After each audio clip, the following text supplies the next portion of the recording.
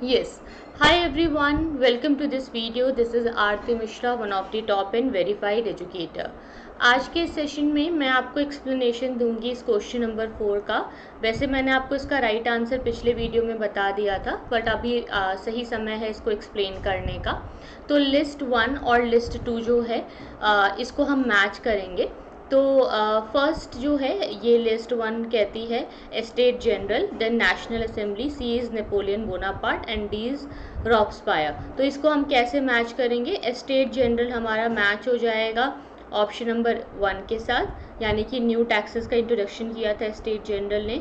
National assembly ने जो है हमारा नया जो संविधान है वो बनाया था, कॉन्स्टिट्यूशन 1791 में बनाया था। और नेपोलियन बोनापार्ट जो है ये बैटल ऑफ वाटरलू में हार गए थे, तो ये यहाँ से कनेक्टेड है। और रॉब्सपायर जो है ये रीन ऑफ टेरर के साथ जोड़ करके देखे जाते हैं, जब बहुत ही खौफ का समय चल रहा था, जब बहुत ही ज़्यादा एक खौफ वाली बातें चल रही थी।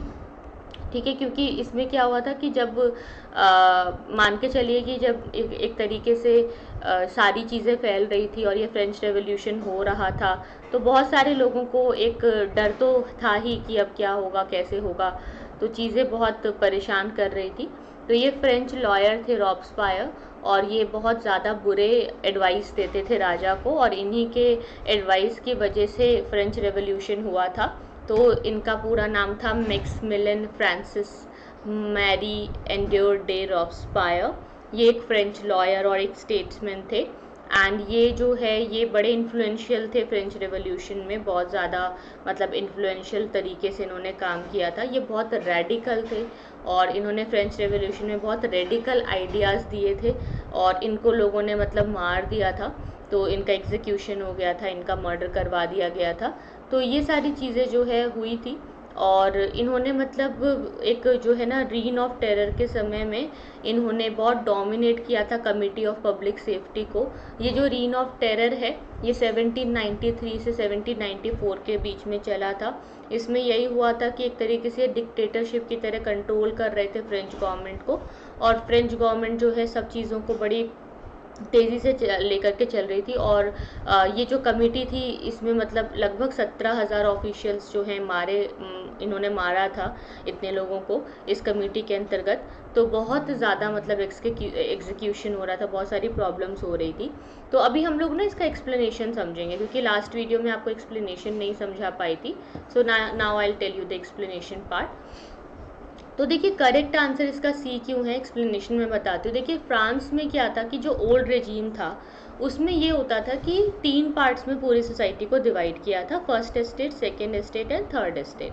और जो यहाँ के राजा थे, जो यहाँ के मुनाक थे, वो कभी भी अगर आप देखें तो वो कभी भी अपने मर्जी से कुछ भी नहीं कर सकते थे, मतलब टैक्सेस इंक्रीज करना है या कुछ भी करना है। तो वो अगर टैक्स इम्पोज करना भी चाहते थे तो वो अपने खुद के विल से, अपने खुद के अकॉर्डिंगली नहीं कर सकते थे।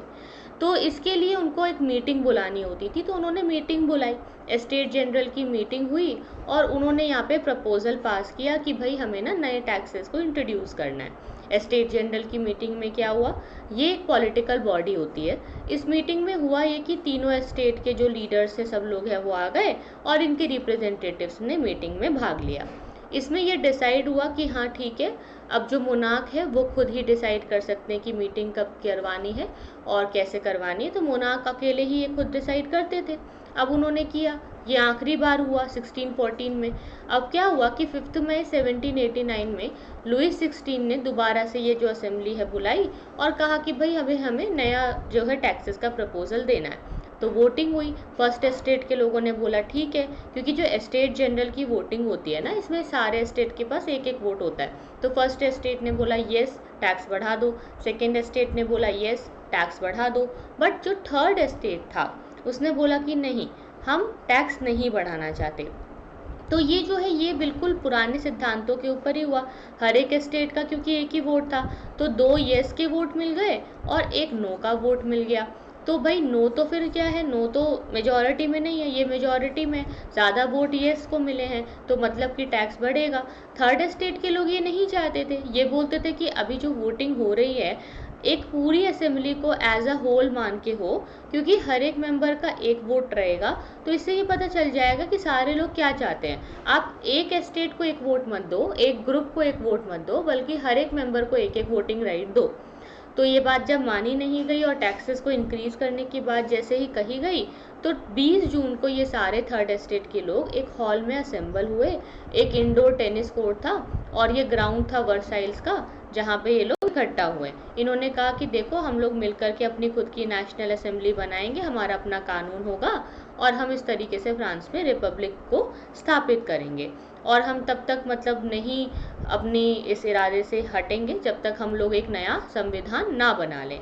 तो फ्रांस का एक नया संविधान बनेगा जिसमें हम राजा की पावर्स को लिमिट करेंगे, क्योंकि एक्चुअली टैक्सेस ना यही लोग देते हैं। तो भाई जो लोग टैक्स दे रहे हैं, आप उनको रिप्रेजेंटेशन तो दोगे ना, आप उनकी बात तो मानोगे ही। ऐसा नहीं हो सकता ना कि आप सिर्फ टैक्स ले रहे हो पर उनके लिए काम नहीं कर रहे हो। जब काम करने की बारी आ रही है तो आप उनको छोड़ देते हो, ऐसा नहीं कर सकते। तो एट द सेम टाइम जो किंग थे, उन्होंने ऑर्डर किया ट्रूप्स को to move into the Paris. ठीक है, उन्होंने बोला राजा ने कि तुम लोग पेरिस चले जाओ।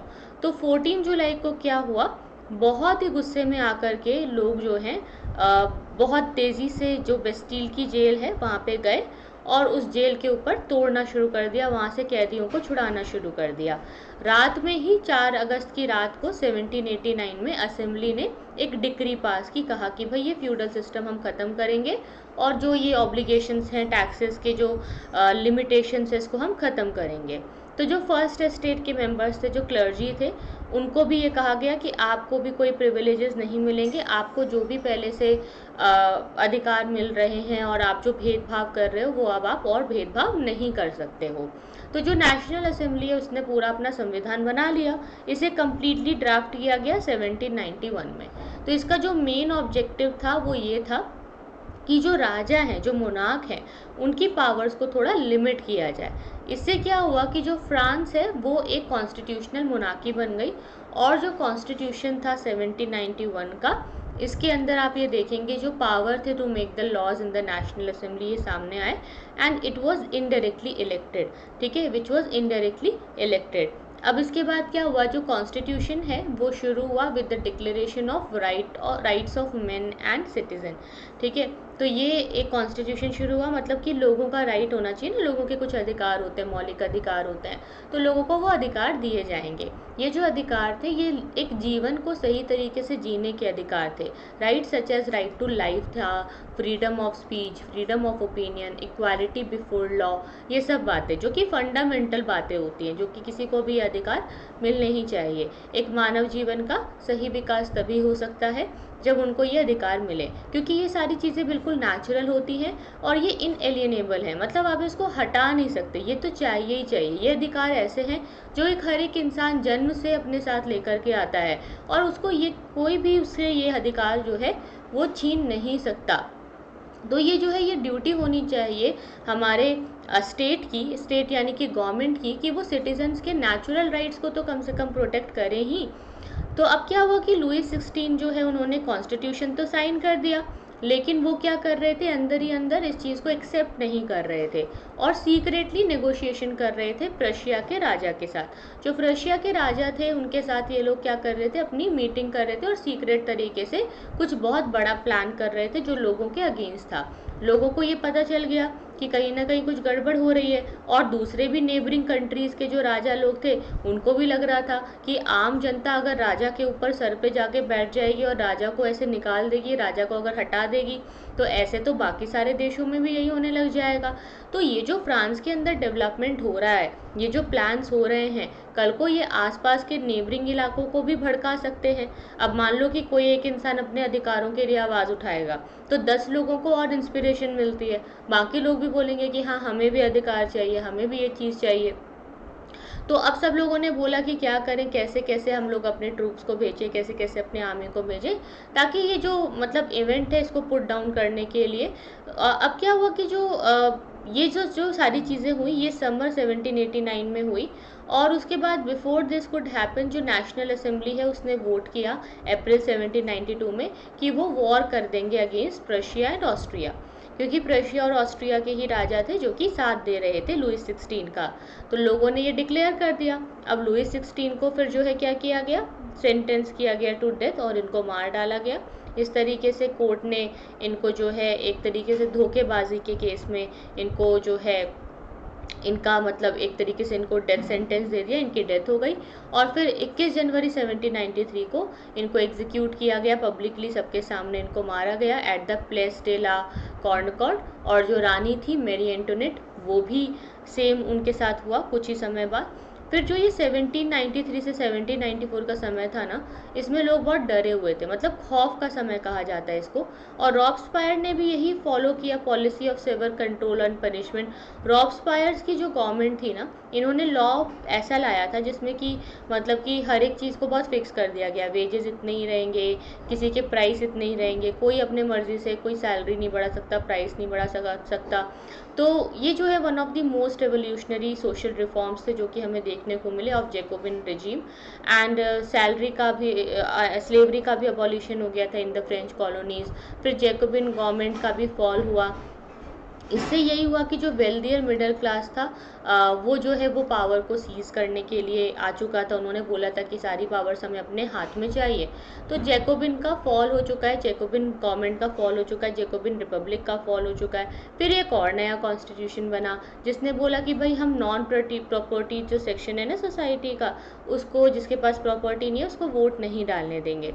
इसने बोला कि 2 इलेक्टेड लेजिस्लेटिव काउंसिल होगी और एक डायरेक्टरी अपॉइंट हुई जिसके पास 5 मेंबर्स थे और ये 5 मेंबर्स जो है सारा काम करेंगे। लेकिन ये सारी चीज़ें भी मैनेज नहीं हो पा रही थी। आखिर जनता जो चाहती थी वो हो नहीं पा रहा था। लोगों को तलाश थी एक ऐसे लीडर्स की जो उनके एस्पिरेशंस को पूरा करें और उनको पॉलिटिकल स्टेबिलिटी दे सकें।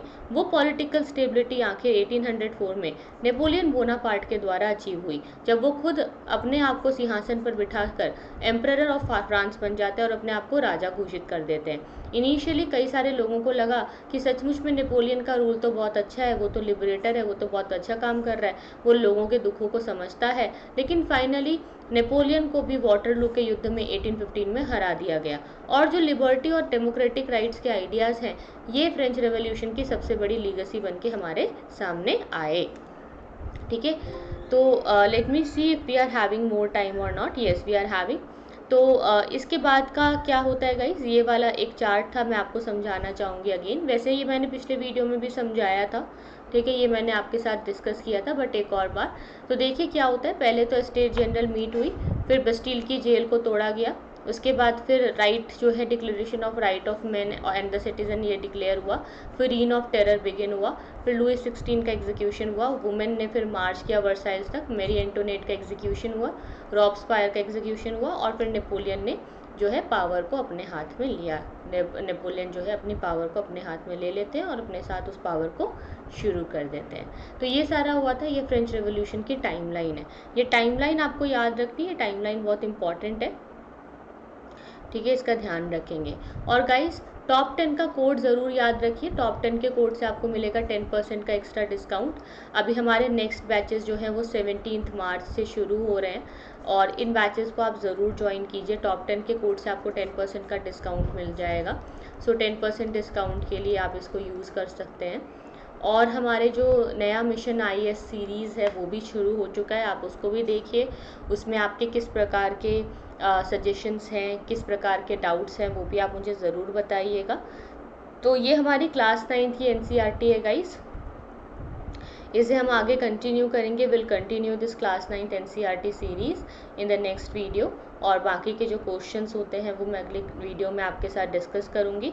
हमारा टेलीग्राम चैनल आप ज़रूर ज्वाइन करें, वहाँ पे मैं ये सारे स्लाइड्स और ये सारी PDF अपलोड कर देती हूँ। हमारे टेलीग्राम चैनल का नाम है NCERT आरती मिश्रा और इसका लिंक भी नीचे दिया हुआ है डिस्क्रिप्शन बॉक्स में, ठीक है। साथ ही गाइज मैं daily 1 to 2 PM special class लिया करूँगी अब से डेली, ठीक है। इसमें मैं आपके साथ मिडिवल इंडियन हिस्ट्री की लाइव सीरीज़ क्रैश कोर्स के ज़रिए कवर करूँगी।